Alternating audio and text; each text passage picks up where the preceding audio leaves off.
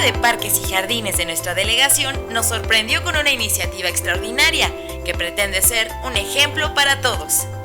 Se trata de la creación de macetas ecológicas, hechas con árboles que ya cumplieron su ciclo de vida o que estaban muy afectados por las plagas.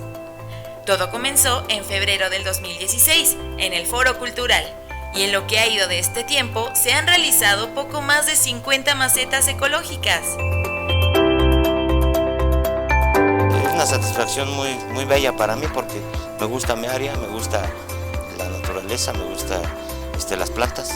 Pues es un arte. Yo no lo veo, pero mucha gente se admira. Esto es lo que embellece a la Ciudad de México. Tanto en una casa, en una oficina, es lo que le da la vida al ser humano, el contacto con las plantas. Estas no están destinadas al comercio.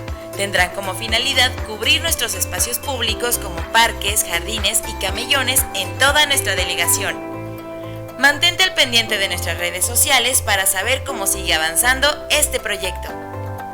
La Magdalena Contreras, la nueva forma de gobernar.